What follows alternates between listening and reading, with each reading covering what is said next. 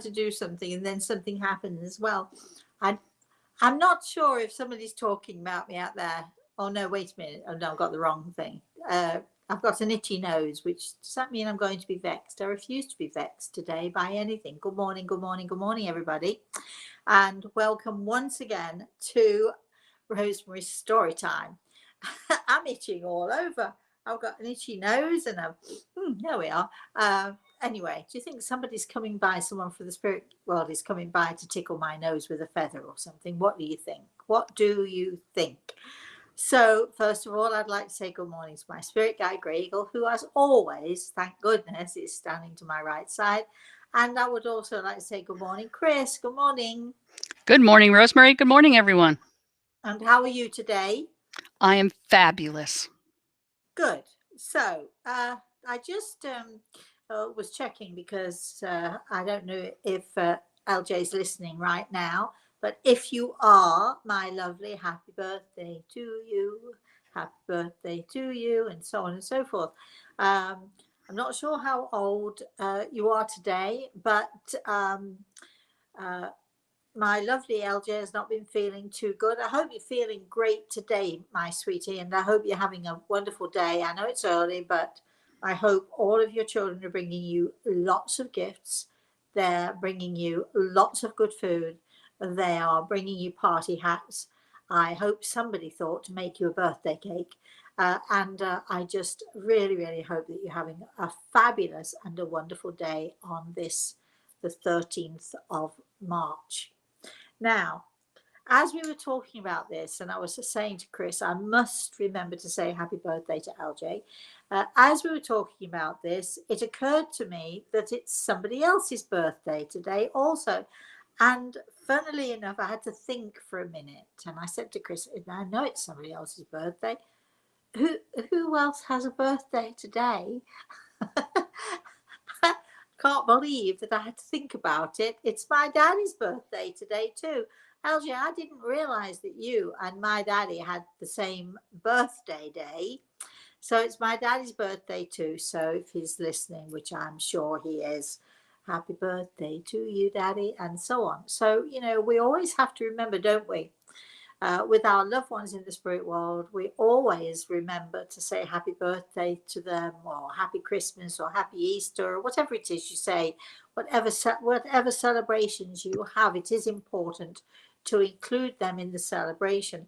I'm pretty sure that at some point today I would have remembered that it's my daddy's birthday, but um, LJ having a birthday, I thought, yes, it's the 13th. Wait a minute. Hold on a minute. Yes, it is today. So, and for all of you out there who had a birthday yesterday, or you're having a birthday tomorrow, or it might be your birthday today, I hope you're all having wonderful, wonderful time, wonderful parties, wonderful lots of love and all of that from all of your families, your friends, and for those of you who don't have family and friends, or for those of you whose friends have forgotten your birthdays, um, we want to say happy birthday to all of you out there, whether you're by yourself or whether you have tons of people remembering.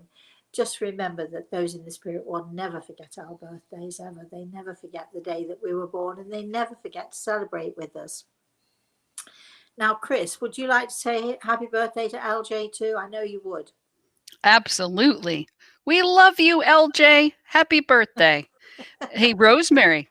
Yes. Robert, who's given you the inspiration for today's story, has left a message already. Okay. All right. He says, "Good afternoon from Ireland, Rosemary. Looking forward Bye. to this story time.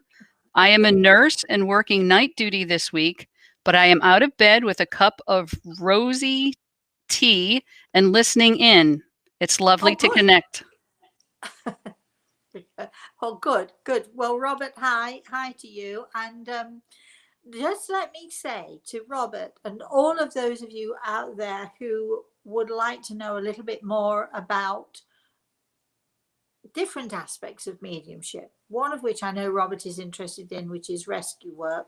For all of you out there who are listening, for all of you who want to know more, just let me give you a little heads up, Robert, and all the rest of you.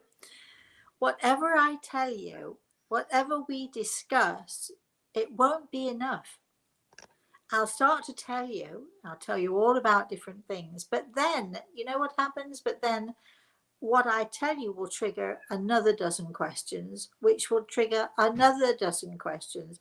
And this is how it goes. So we are, we're always sort of, if we're curious, we can never get enough of this subject. So yes, today is story time. So, so uh, I'm going to see how this unfolds, because a part of this story is about myself, and my own experiences, and then if this progresses in the way I hope it might, I will tell you perhaps one story at least of a rescue that I was involved with.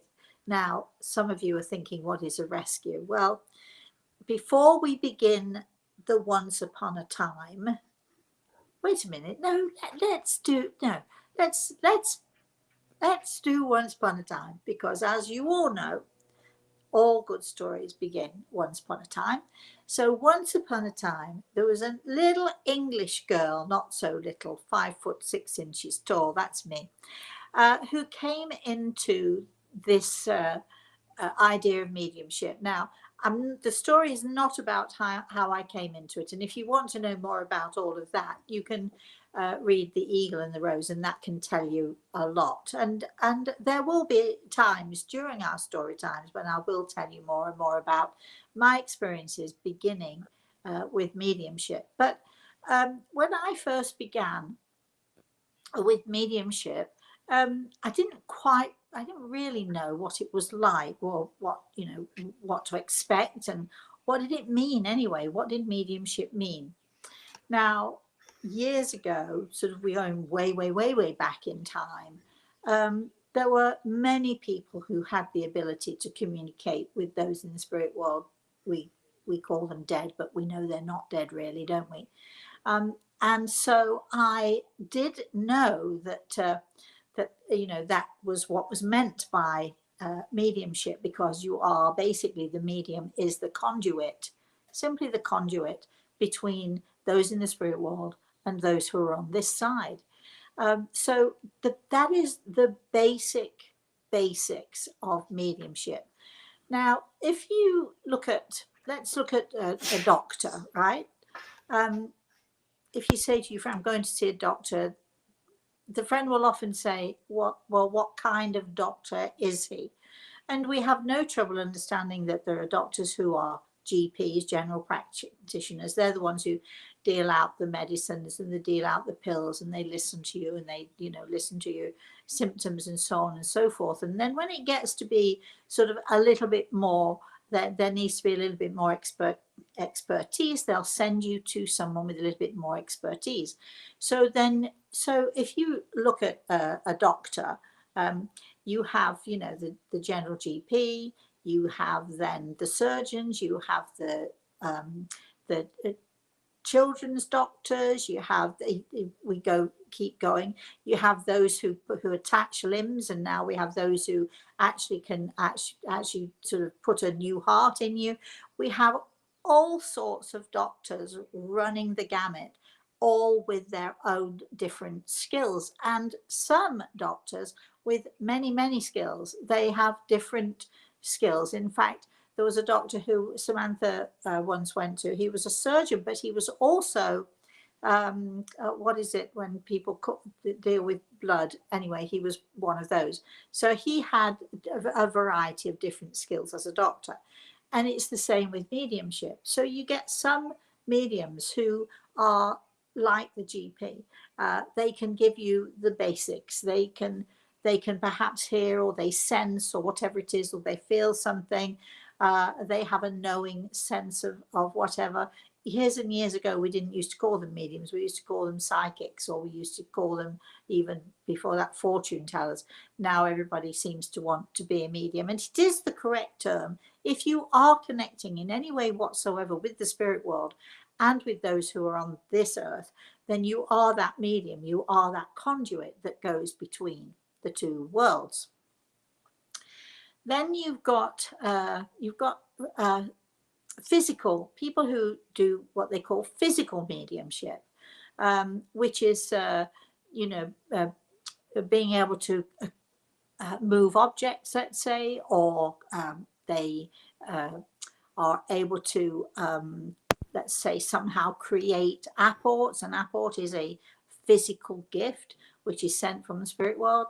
Physical mediumship, again, runs a whole different gamut. Then you have direct voice mediumship. I am a physical medium, and I also do direct voice work. Then you've got see how the mediumship and the all of the different aspects of mediumship. Not every medium has these things.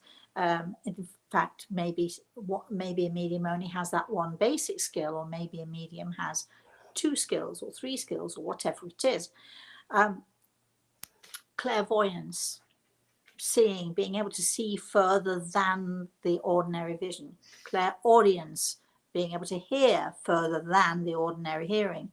Clairsentience, being able to sense. You've got all of these different, and I can go on, but you've got all of these different skill sets. You've got all of these different types of mediumship.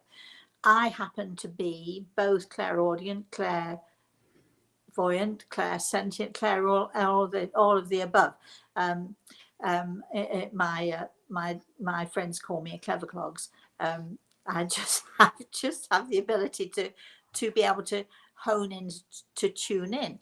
But beyond that, there are trance mediums. I've seen people in trance. I'm trying to think if I've ever seen an actual real medium go into a trance state. And maybe once in my life, I've seen this with somebody who was actually real. A lot of people do it, but it's sort of much more about their imagination than it is about anything else. And when you see people, when you watch people working, when you see people working as mediums, if you pay attention, you will learn to know the difference between what is real and what is, perhaps perceived by them, or even their, when I say people are pretending, very often they don't even realize that they're doing it. It's something that they want to do, and so they convince themselves that this is real. So when you see a medium in trance, believe you me, you can, if you put side by side a true trance medium and a medium who is just killing themselves, within seconds you will absolutely know the difference, because the difference will be in the content of what that medium is saying, and the ability not just to say I'm in a trance state, but to basically have the information that is beyond anything that you could ever imagine that somebody might have. So trance mediumship is a very, it's a specialized skill, the same as direct voice. What is direct voice anyway? So I'm telling you all these things because in this story I'm talking to you about me and my discovering all of these things fairly quickly after sort of saying, okay, I give in, I'll do it. Or then very quickly after this, I needed to hone these skills, which were already innate within me. Voice mediumship, what is direct voice anyway? Direct voice basically means that, this is weird, it'll get really weird, it'll get weirder still. Direct voice means, well, let's go back to trance for a second. Trance mediumship, in trance mediumship there are basically 3 stages of trance. Now when I'm talking to you about all of this stuff, remember this is me. Other people have their own ideas. I'm not disputing or wanting to dispel what anybody else believes, belief system is. I'm talking to you about me and my experiences. So for me, there are 3 stages of trance. The first stage is a light stage of trance, which means that you can't really, so it's almost if you're frozen. You move out of your body in the weirdest way. You literally shift. So your soul, your spirit, whatever it is, it's in there. You shift out of the physical body and you allow room for someone else to use your body, or your, in the case of direct voice, to use your voice, to use your voice box, so that you can tell, even if the voice might sound a little bit like the medium, you can tell with direct voice, because whoever is speaking, they have different inflection, they have different way of expressing themselves. And direct voice means that that person in the spirit world who is using your voice box, you will hear directly from them. Very weird. Then there's a sort of a second stage of trance, which means you go further in. You can still hear some of what is going on, but mostly, you're sort of pretty much, you've moved, you're done, and you're not really so interested necessarily in what is going on. And then there's the third stage of trance, which is a deep trance state, where the medium knows absolutely nothing about what's going on. She's completely moved out. Whoever it is has taken over, right? Completely taken over. The whole thing is, the person who's in the spirit world, who is using the medium's body, arms, legs, everything, using the voice box, using everything so that they can communicate whatever it is that they want to say. So when you go into direct voice mediumship, it isn't necessary to go into a full trance state, a deep trance state. It's only necessary that you sort of shift out a little bit, so you can sort of see and hear or be aware of the majority of what is being said. You just can't interfere with what's going on. For those of you who joined in our angels seminar, our webinar, what was it called, Chris? Our angels webinar. I think it was Conversations with Angels on Eventbrite. Yes, that's right. We did this. We did a webinar fairly recently. It was actually in December, because we thought that it would be great to have an angels webinar in December. What we were not bargaining for, myself included, was that I would be doing some direct voice work.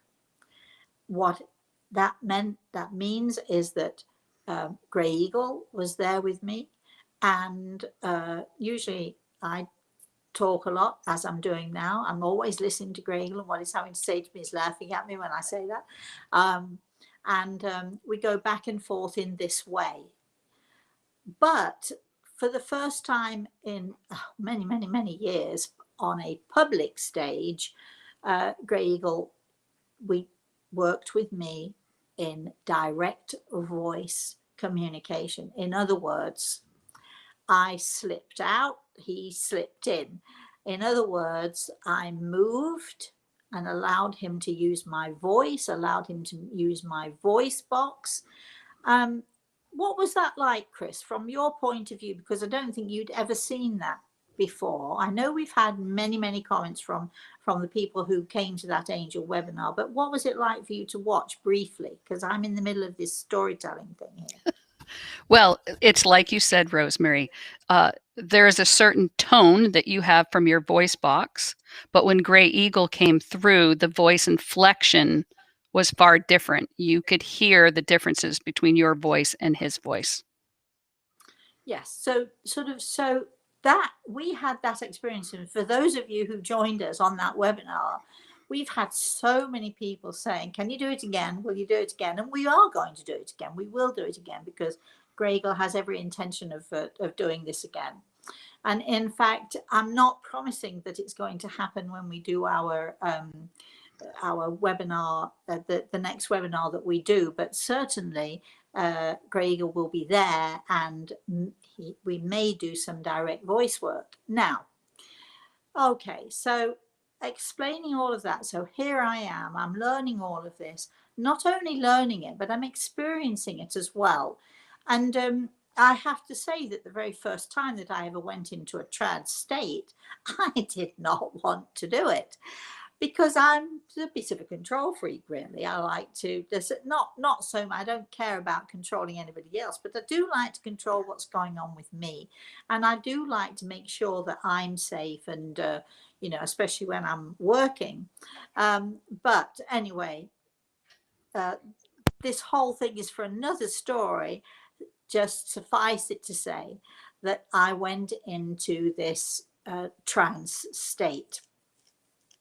And at first I experienced the first stage. Then as I became more comfortable, the second, and then eventually the third stage. And when I used to sit in our development circles, in our group, with my little group, they always used to make sure that they taped everything, because when I went into a deep trance state, I had no clue of what was going on, and what had happened, or what had been said.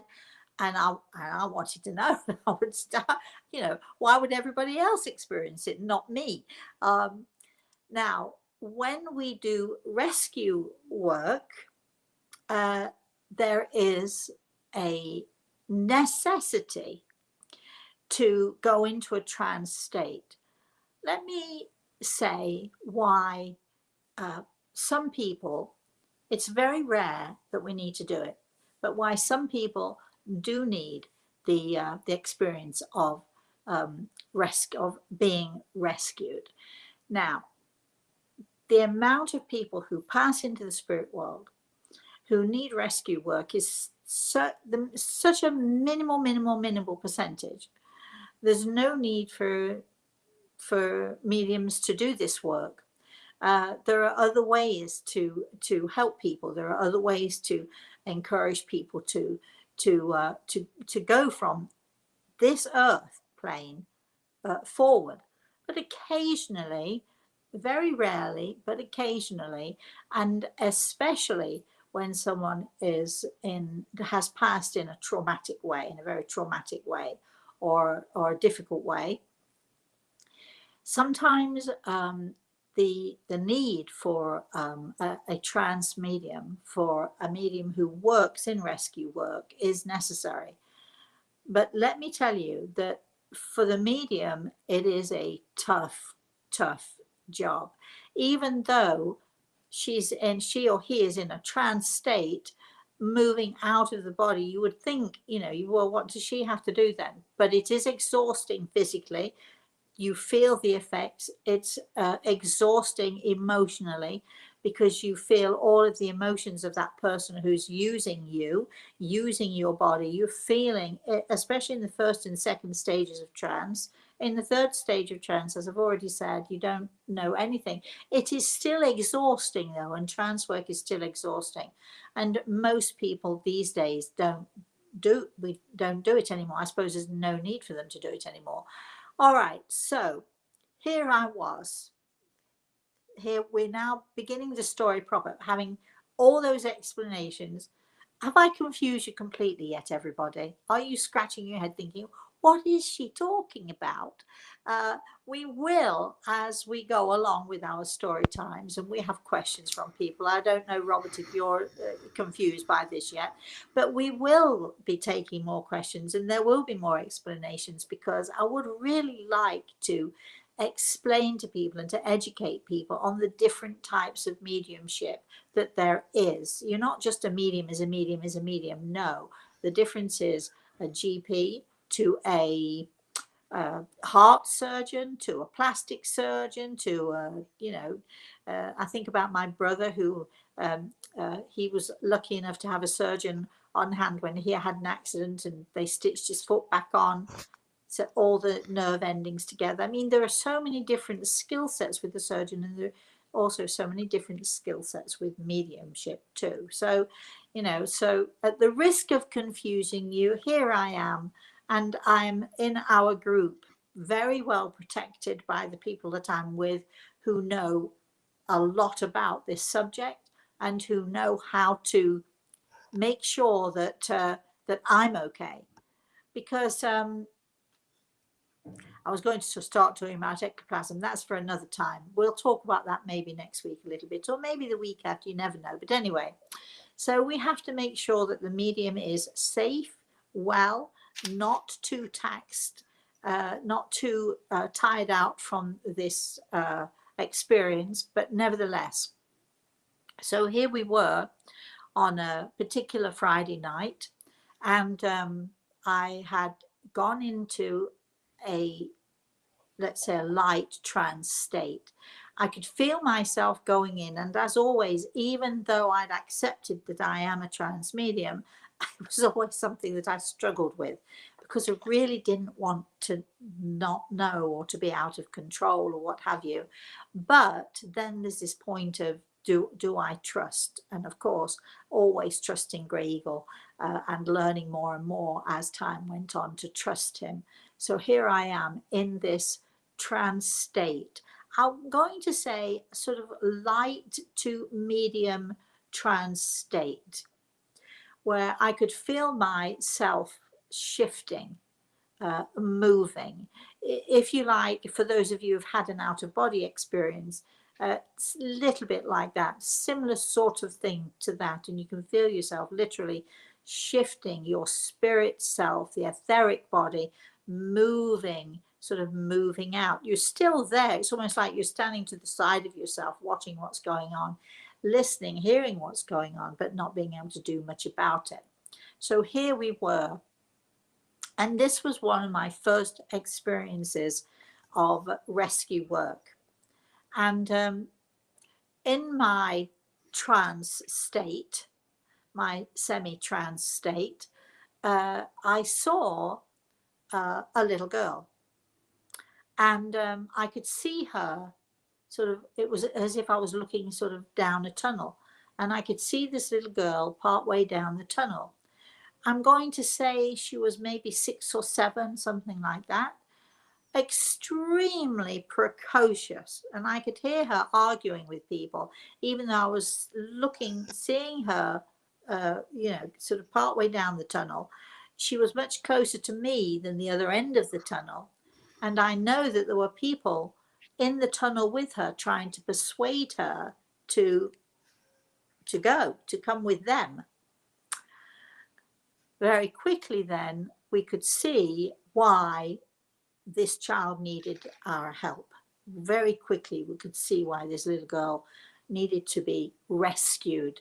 And when I say rescued, I mean rescued from her own fears, rescued from her own concerns, rescued from her, in this particular case, rescued from her own stubbornness.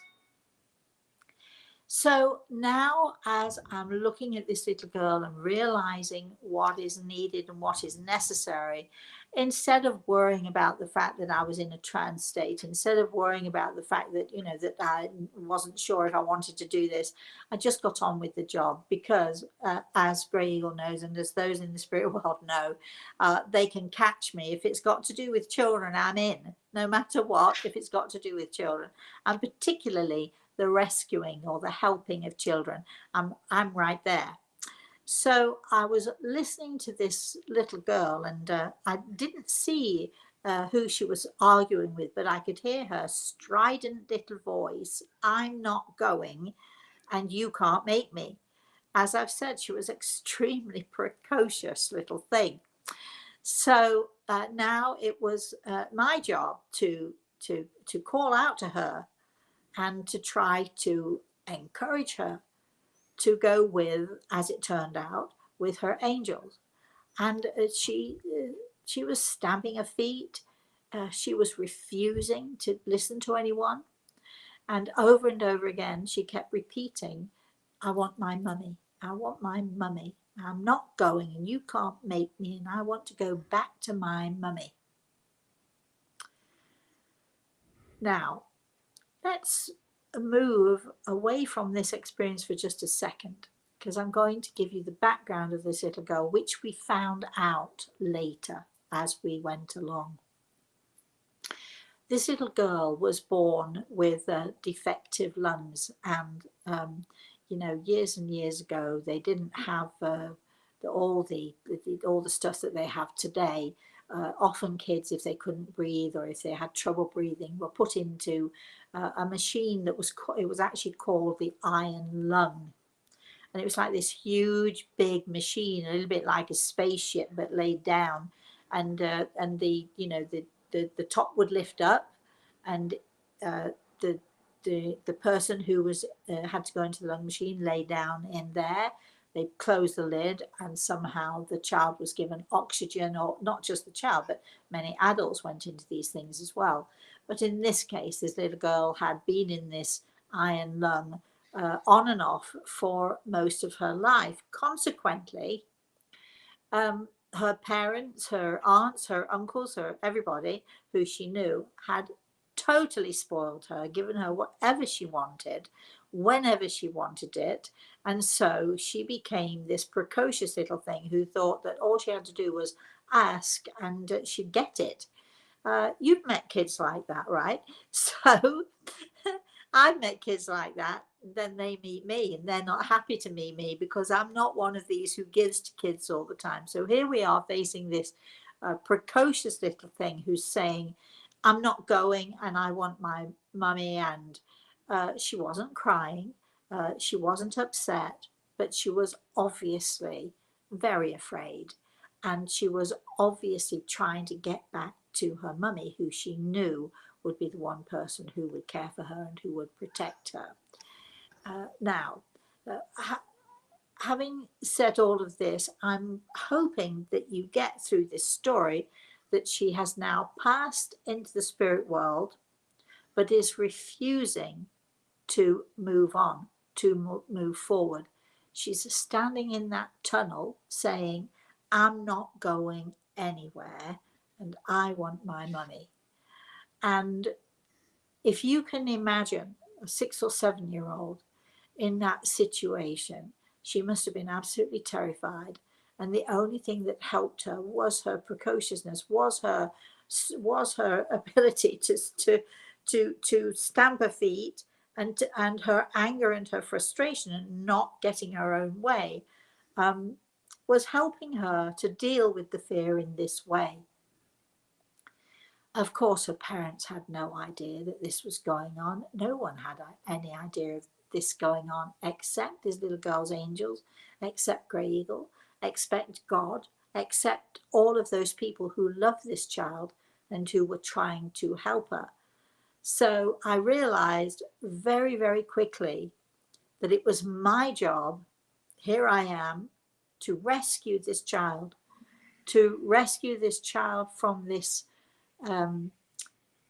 awful situation of not going forward, standing rooted to the spot. I want my mummy and that's it, and I'm not going anywhere. And I realized that it was my job to help this child. So even though to everybody looking, to everyone there who was helping, they saw me in this trance state. And I was in this trance state describing what was going on, talking about what was going on, talking about this little girl. So everybody knew what was going on. I also was able to talk to this child in a way that is not necessarily physically, but whether you call it mind talk or whatever it is. But I knew that I needed to get this child to pay attention to me. I knew that I needed to get this child's attention so that I could somehow or another persuade her. Now, I love kids. I'm really great with kids, but I'm tough. So when a kid says to me no, usually I only have to look, and they back off from the no. I'm sorry, I didn't mean to say no. Usually I only have to give one look, but this kid was something else again, and she wasn't having it. She knew better. She'd had her own way the whole of her life, and here she was going to have her own way now. So I tried to talk to her. I said to her, if you go with these beautiful people, they'll take you somewhere really nice. You'll love it. It's nice and sunny and warm, and it won't be cold anymore. And no, I want my mummy. And I have to tell you that I tried every trick in the book to entice this child to move out of the tunnel, to go with her angels and to go towards the light. Uh, and she was not having any of it. So, because I'm smart and because I'm a little bit cunning where kids are concerned, it suddenly dawned on me as all of this is unfolding. And the pain of the child was palpable, but at the same time, it was my job to move past that. I was there to rescue her, I was there to help her. And so suddenly it dawned on me, what you actually tell a kid who says, I'm going to do everything I like and so on. What do you've got to apply a little bit of maybe perhaps a little bit of cunning, a little bit of smarts. So at some point I realized and said to her, well, actually, you can't go there, you can't go to the light, and you can't go with those people because I guess they don't want you now. And as I said this, I could hear Grey Eagle laughing a little bit. And of course, this kid's reaction to me was, yes, I can. I can do anything I want. No, I'm sorry, but no, you can't. You can't go because I guess, you've been given the opportunity and you've turned it down. So I'm afraid you're going to have to stay where you are. You simply can't go. When you tell a child like this that they can't do something, what do? You've got it. When you tell them that they can't, then they will. And then they show you that they can. And this was how, took longer, much longer than the time it's taking for me to tell you this story. It took much longer to persuade her. But in the end, she actually was saved, rescued. She was rescued by her own stubbornness and by my just simply using my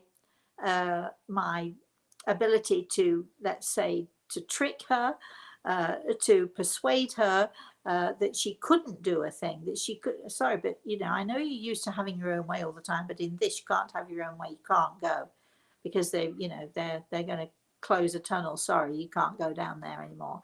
Yes, I can, and I'll show you I will eventually, is what she said. So eventually the child was taken willingly, just to show me that she could, I suppose, but she went willingly with her angels. And I watched as she ran practically down the tunnel and towards the light. So we rescue our lost souls. We rescue them from their own fears. We rescue them from their own inability to accept. There are many times that I've rescued people, many times having to use my let's say my cunning, my ability to know just the right thing to say, and of course having Grey Eagle by my side helps tremendously because we do this together.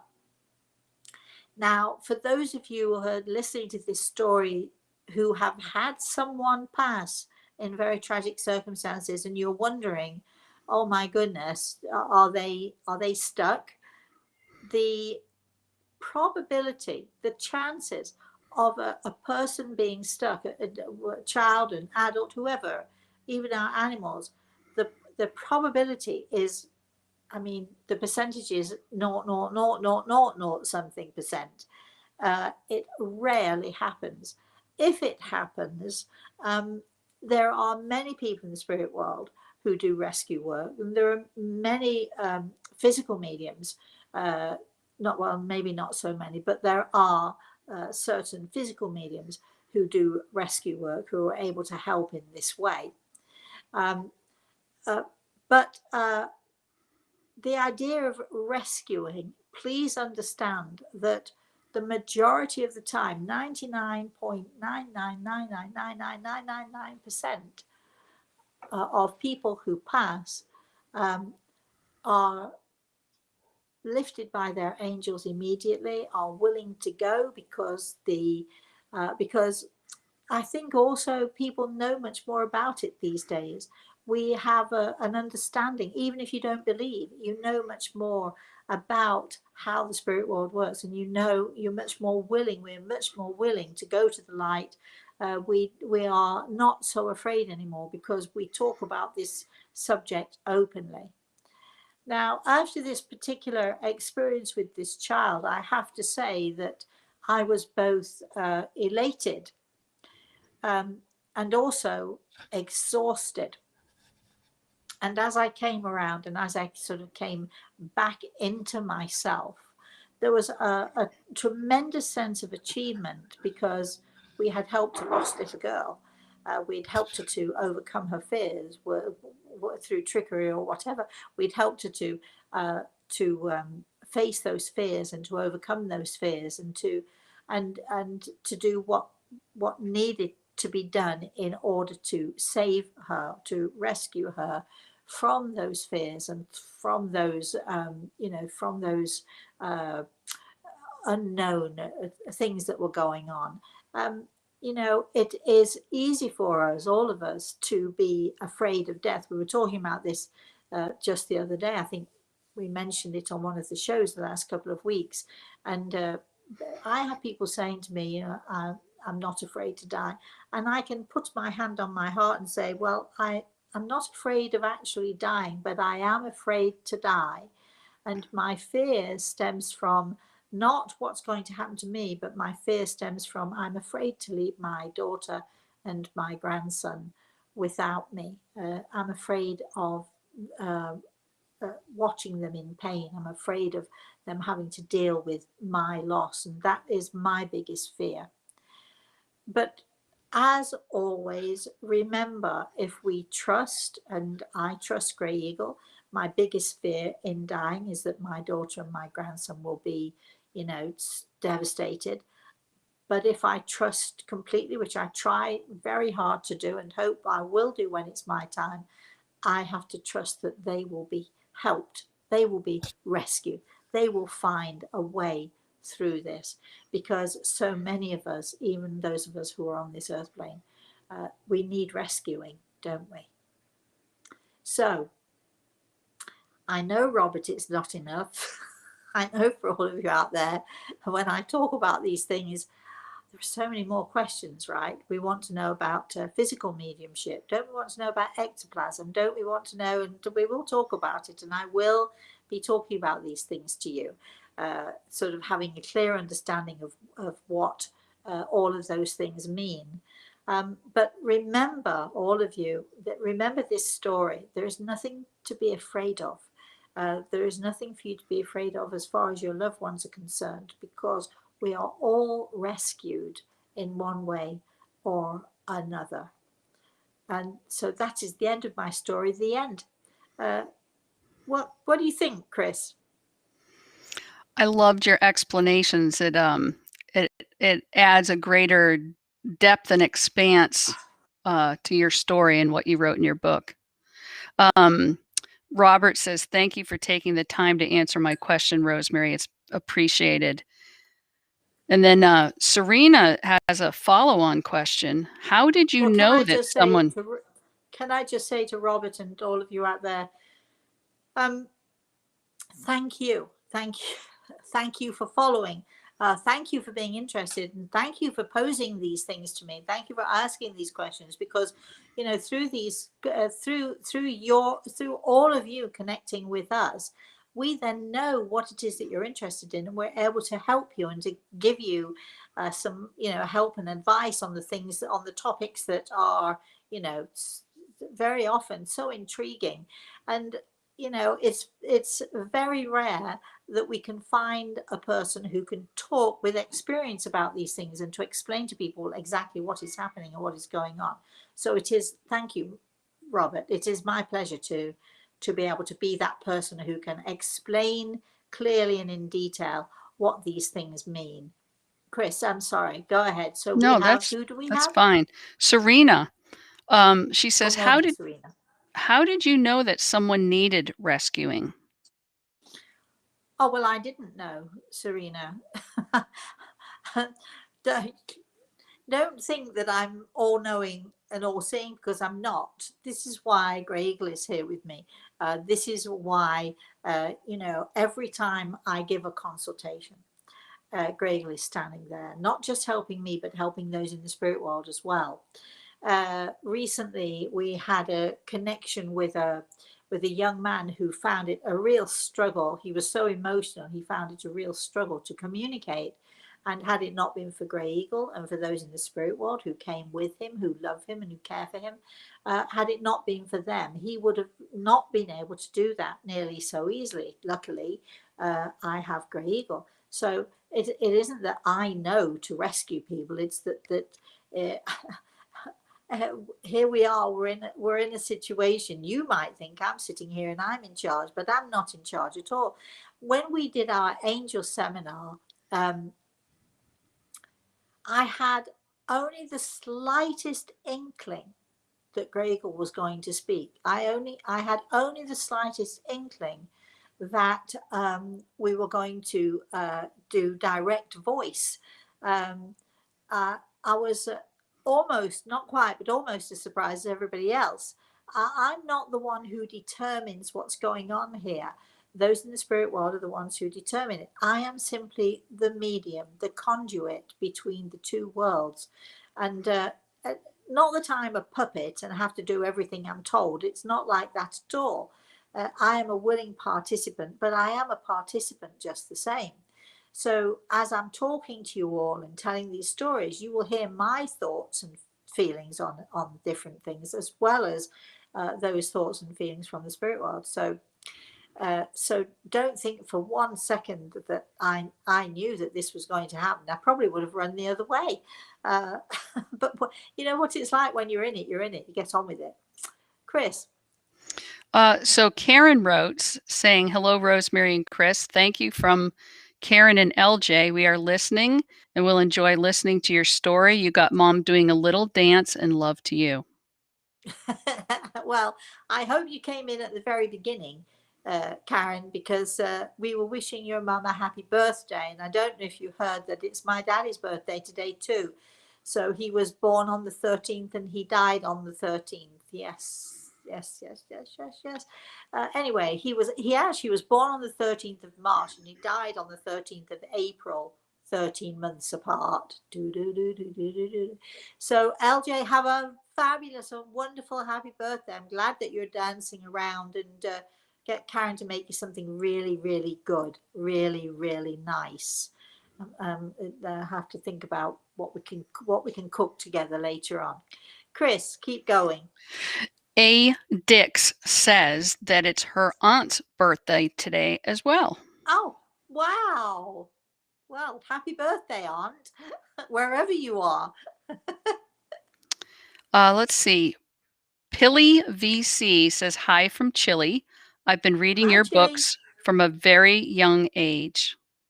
Oh, well, I know that they were published in Spanish, and I'm not sure I don't know what language you speak. Isn't that terrible? But I'm so happy that you're here with us, and thank you for sharing that. Keep going, Chris. All right. Give me 1 second. Sherry says, you are spot on about kids and telling them they cannot. I know. Well, in this instance, it worked very, very well.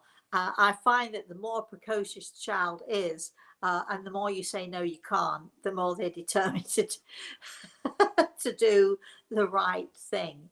You know, when I was 14 or 15 years old, I was a Sunday school teacher, and it was my job. I had this huge job given to me. The elders of the church said that there wouldn't be harvest celebration, a Sunday school harvest day, which I'd had. I mean, I'd been going there since I was 2, 3 years old. And I was horrified. And they said to me, if you want to do it, we'll help you, but you've got to organize it.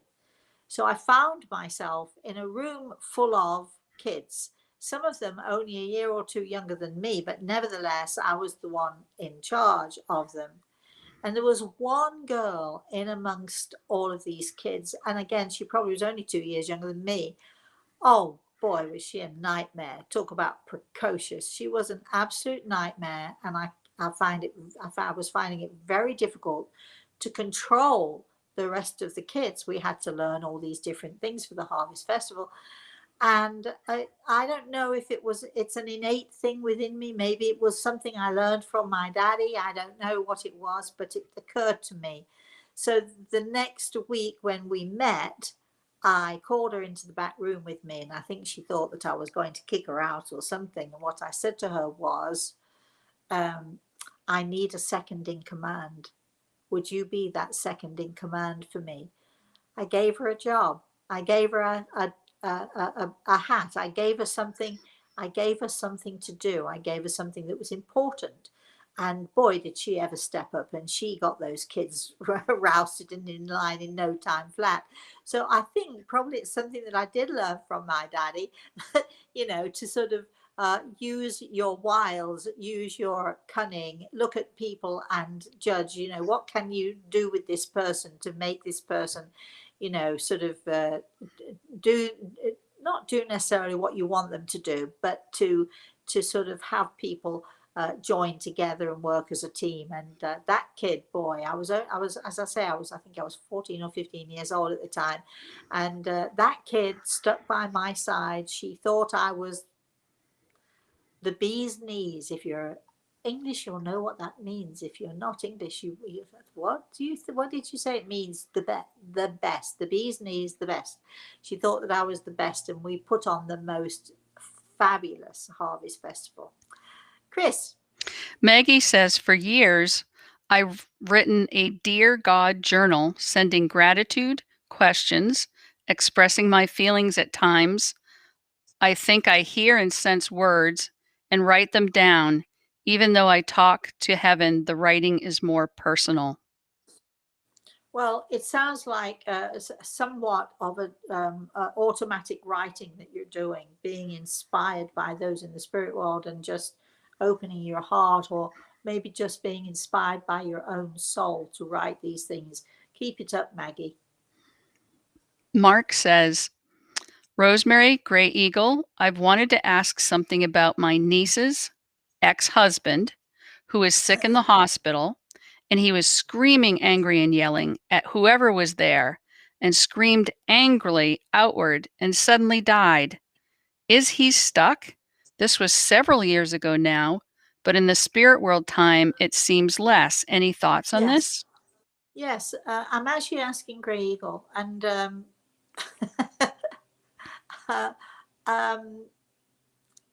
so this was a man with tremendous problems. Aside from the fact that he was sick, before he was sick, he had tremendous problems, tremendous emotional problems. So Grey Eagle is saying to me, Mark, no, he isn't stuck. He just had a hurdle to get over. He had help. As I've said before, those who are stuck, lost, what we call lost souls, are it's very rare. It's very, very rare. And I think that this man is fine. According to Greg, he's fine. So thank you for asking. Okay, Heather has a question. Hi, Heather. Once you pass into the light, have you any insight into what then happens? Do you rest? Do you meet loved ones? Do you decide on reincarnation? Yes. I think that the thing that happens that I've experienced, because I've gone with many people, I've been fortunate enough to be invited to go with many people who have passed, and have actually witnessed their experiences. And I talk about these in, I think there's one story in The Eagle and the Rose where I explain how and why I went with Marjorie when she passed. She asked would I go with her. She was too afraid to go on her own, and I said if I'm allowed to, I will do. And I was lucky enough to be able to do that. My experience, and from what those in the spirit world tell me, when we first pass over, there are usually a whole crowd of people ready and to welcome us. It's almost like they're sort of planning a party. It's like a big get together. When I went over with Marjorie, I sat in what I can only describe to you as like a sort of a waiting room. And I knew as soon as she was about to appear, because I could hear everyone around whispering, she's here, she's here, she's coming, she's coming, she's here, she's here. And the excitement and the build up. And then, and there she was. At first, I had great difficulty recognizing her, I tell you, because, the Marjorie I knew, first of all, she had no hair because of the chemo, because of the cancer. She had cancer of the liver, which meant her skin was very yellow, very sallow. She also had no teeth. She looked very, very sick. The Marjorie that I saw, she came through the tunnel was, first I'm thinking, who is that? And then I realized it was Marjorie, but she was blushing. Her skin was healthy. She was beautiful color. She had gorgeous hair. Everything was back in place. She was sparkling. It was almost like, she was completely rejuvenated, which was absolutely wonderful. But if we do want to rest, we get a chance to rest. I think usually it takes people a little while to figure out what it is that they want to do, whether they want to come back here and do this all again, or whether they, or whatever it is, or whether they want to go exploring. It takes a little while for them to do that. But some people know straight away. Some people take the time. So it depends on the person, Heather, as to how quickly they might decide or otherwise as to what is in their future. Chris. Rosemary, we're butting up right against 12 noon. Your story went a little bit longer than it normally does. We can't do that. It's not So possible. Do you want a little bit more time or what today? Just a little bit. Well, how about you, Chris? It's your choice, really. Yeah. Because we can answer a few more questions here. Okay. I should say you can answer. I can read them. Well, I'm just grateful to you and for everybody out there. Please, why don't you write a lovely email to Chris to tell her how much you value and appreciate her, because it's only because of her that we do this. Right. Go on, Chris. Sherry says, I've learned so much from you and continue to learn more. Thank you. Oh, Sherry, thank you. You're very welcome. Andrea's asking, how will I know my brother is not stuck? He passed 21 years ago. Can they be stuck that long? Okay. You see, I knew when I started telling this story, I knew that would be worrying some people. What is it you don't understand about my saying the percentages of people who are lost is so minute, to the point of, I won't say non-existent, but almost non-existent. So please, will you all stop your worrying? Your brother is not stuck. And in fact, I can see I'm not, do I say, yeah, I can see, he tells me he's a handsome young man. I'm not sure whether I believe that or not, but I can see him standing, waving furiously. Your loved ones in the spirit world are not stuck. These are extraordinary and special circumstances that happen so rarely. And they happen in some ways to help somebody like me to understand the process of death and dying and the process that people go through.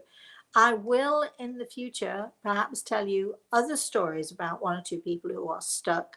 But honestly, of all of the hundreds of thousands and millions of people who have died over the centuries, the amount of people who are stuck is like this amount. So please, please, if you don't stop worrying, I shan't tell you anymore. Right, that's it. Chris. Vicky wants to know, is there as much pain in the spiritual world as here on the earth plane? Um, Physically, no. Good question, Vicky.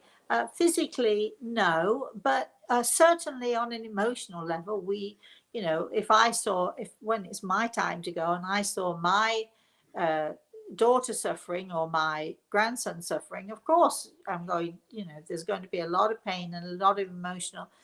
And I'm sure there's going to be my saying, if only I'd done this, if only I'd said that, if only I'd told them so on and so forth, which is why it's so important. If you are a person who is not speaking to a family member or you're not speaking to someone you love or care about, grow up, get over it, contact that person, talk about your differences, don't argue about them, and please, will you please learn to give the benefit of the doubt. It's so important that when we pass into the spirit world that we have as few regrets as we possibly can have. So anything that's going on, fix it. Okay, Chris. So Sarah's saying she's scheduled for surgeries, asking for some healing prayers. Absolutely, Sarah. We will absolutely, we're going to ignore that phone. We will absolutely, I forgot to switch it off, didn't I? We'll absolutely send healing to you, my darling. Please let us know how you're doing. Let us know, what's going on. Please, please, please. But we'll definitely put your name on our healing list. Yes. Chris? Betta says, Dear Rosemary, I would like some advice. I have a flaw. I'm too helpful toward other people. And when I see that they take advantage of me, my kindness, I'm sorry, I'll restate that. I see that they take advantage of my kindness. I cannot say no. How can I handle this situation? You have to learn to say no. That's the only thing you have to do better. When I first began to do this work, it was very difficult for me to say no to anybody because of the pain and the heartache. But you've got to protect yourself as well. And there are certain times you simply don't have the energy, or you simply don't, you just can't give. And so people take advantage, and you know that. Give them the benefit of the doubt. But people can only do to you better what you allow them to do. You're allowing this, so cut it out. Protect yourself. Learn to say no. Don't tell me you can't, because what you're really saying is, I don't really want to. So if you don't say no, you've only got yourself to blame. There's your advice. Chris? Cheryl's saying, so do some souls not want to go to the light yet? Maybe not wanting to leave family or friends? Do they just stay in the tunnel? Is it me, Chris? Well, Is it me? don't forget the time lag between when they post a question and when you've finished your story. Oh, okay. Oh, okay. All right. Um, it's not a question of not wanting to go to the light. It's a question of some people are hesitant because they know they've maybe not been such great people, and they hesitate because when you stand in the light, you can see everything you are and everything you have been. So there might be some hesitation there. But for 99.9999999% of us, and I don't know how many times I'm going to say this to you, even if we're hesitant, we go. And that's the end of that. Our angels come for us and they carry us. Did this little girl's angels come for her? Yes. Was she precocious enough to say, you can't make me? Yes. and it's really that simple.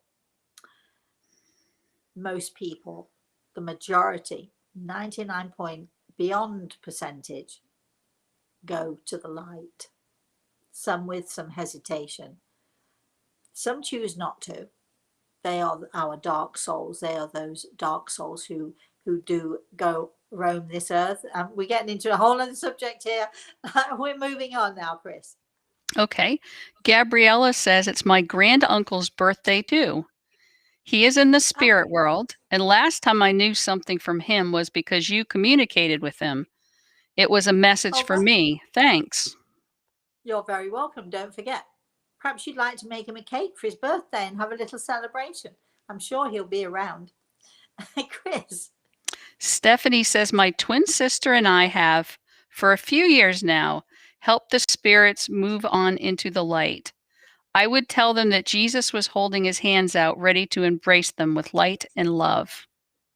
Nice. Well, good for you. Good for you, my darling. Thank you for sharing that with us. Chris. Maggie says, my niece has bee's knees tattooed on her knees for the bee's knees. Okay. I have nothing further to say. Keep going. Bridget wants to know, how do we deal with people who have not transitioned who are bothering us? Um, well, first of all, this is a big question, so we don't have time for it today. But first of all, how do you know that they haven't transitioned? Because people bother us all the time. I have people in the spirit world bothering me all of the time. But they have transitioned and they're fine. They just perhaps just want to say hello to you. But often they're not even aware that they are bothering you. They're just trying to say, hi, it's me. Remember me. Chris. Well, I think that should answer another person's question named Patricia, who says she often hears from friends in the spirit world, and is it okay? Oh, oh, Patricia. Uh, it's joyful. How lucky you are. How very, very lucky you are. And it's very joyful that they actually want to come and talk to you, that they feel that you know you're important in their lives. So absolutely it's okay, my sweetheart. Yes. Sherry says, my daughter is having trouble with her boxer dog. She's been to the vet 3 times. She started having blood in her urine. Any idea of what is going on with her? It sounds yes, what is it? What is it? What is it? Try oh gosh, I know the answer to this question. Try giving him ground cranberry powder.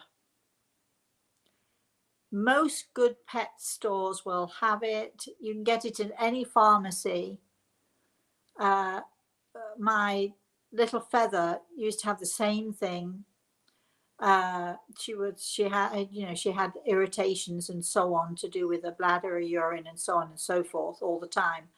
And it was a wonderful vet actually who said to me, get some ground cranberry juice and sprinkle whatever it was, a half a teaspoon or a teaspoon over her food, which I did, cleared up like that. So you might want to try it. If you're in doubt, ask your vet. It will not do any harm, I can assure you. But it comes in like this powder form. It's very dark. It's almost sort of like it's not quite a powder. It's like a very, very fine granular thing, but easy to mix into the food. And so if anyone out there is having problems with their pets, urinary tract infections, that sort of thing, it really does work. Please, could you, my darling, could you let us know how he's doing? Can you tell? Can you know? Try. I would definitely try that. Definitely try that. Chris. Cheryl says, thank you for your prayers for my sister. Her tumors are shrinking, her legs are getting stronger, and the doctors have helped her a lot more lately. Oh, good. We're so glad. Keep us posted now. Keep us posted. Thank you. Jill is asking, what do you believe or not about twin flames? Do they exist? If so, do they continue their love on other planes? Yes, twins. You would call them twin flames. I would call them twin souls. And yes, I do believe that they do exist. I talk about this a little bit in my book, Soul Signs. Uh, and twin souls are, well, it's very special. Chris. I think that's it for today, Rosemary. All right. Well, you see what happens is when I go over on story time, we do extend it a little bit. who knows what we're going to be talking about next week. I'd like to say thank you to Robert for giving us, because Robert wrote in and wanted to know about what does it mean? What can you explain more about rescue worker? I do know that whatever I've said, I do know that you've all got more and more questions. And as we go along, we shall pick on different subjects, I think. And as we during story time, as we tell stories, we'll one story time, perhaps I'll talk to you about ectoplasm and what that is. Is it real anyway? Is it a real substance? And yes, it is. But there are so many things about mediumship that people don't understand, and so many different types of mediumship. So we're hoping to educate you just a little bit. In the meantime, I would like to say a very special thank you to Grey Eagle, who, yes, is still here. I would like to say thank you to Chris for all your help, because without you we couldn't do this. I would like to say thank you to all of you out there who are watching and supporting. Please would you share. Please watch for our next webinar. Whether we shall do direct voice, whether Greg will actually speak at on that webinar, I'm not sure, but you never know what's going on here. And we will be talking to people in the spirit world. So please watch out for that as well. Go to my website, rosemaryaltea.com, for more information. I think that's it, Chris. Have I forgotten anything? No, I think you're good, Rosemary. Okay. All right. So, thank you for joining us. Thank you once again. Keep those questions coming in. Keep those suggestions coming in, as Robert did. And, give us some topics that you would like to know more about. So in the meantime, please have a very, very blessed rest of the day. Have a very blessed rest of the weekend. We'll see you either next Thursday, same time, same place, or we shall see you next Saturday for another round of story time. In the meantime, everyone out there who has birthday, happy birthday. LJ, continue having a happy birthday. And finally, happy birthday, Daddy. Thank you, everybody. Bye-bye.